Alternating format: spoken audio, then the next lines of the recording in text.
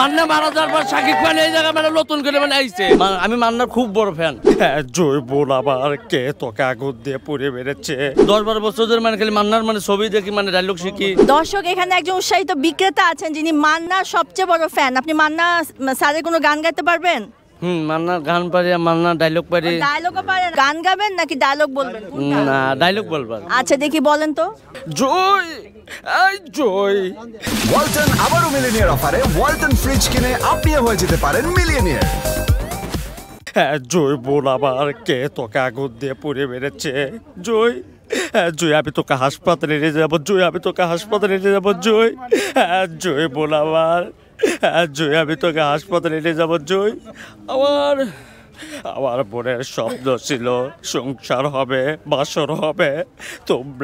তোমরা যাদের সাথে তোমার বোনকে বিয়ে দিয়েছিলে তারাই তোমার বোনকে আগুন দিয়ে পুড়িয়ে নষ্ট করে পুড়িয়ে মেরেছে। যাও, আরে যাও, গ্রেপ্তার করো তাদেরকে।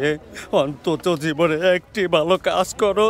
ওয়ালটন আবারও মিলিনিয়ার অফারে ওয়ালটন ফ্রিজ কিনে আপনিও হয়ে যেতে পারেন মিলিয়নিয়ার। বাদশা আমি ইচ্ছে করলে অপরাধীকে ধরতে পারে না। অপরাধীকে ধরতে হলে প্রমাণ লাগে। প্রমাণ সবাই তালি দাও।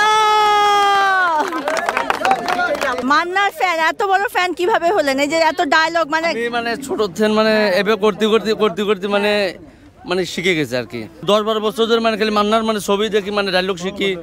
আমি মান্নার খুব বড় ফ্যান। আপনি তো মান্নার অনেক বড় ফ্যান। সো মান্না বেঁচে থাকলে কি হতো? মান্না বেঁচে থাকলে ধরেন হলো শাকিব খান তো মানে কোনো ভ্যালি ছিল না আর কি। মান্না অনেক উপরে যাইতো, অনেক। শাকিব খানের কোনো মূল্যই ছিল না এর জায়গায়। শাকিব খান তো মানে মান্না মারা যাওয়ার পর। ওয়ালটন আবারও মিলিনিয়ার অফারে ওয়ালটন ফ্রিজ কিনে আপনিও হয়ে যেতে পারেন মিলিয়নিয়ার।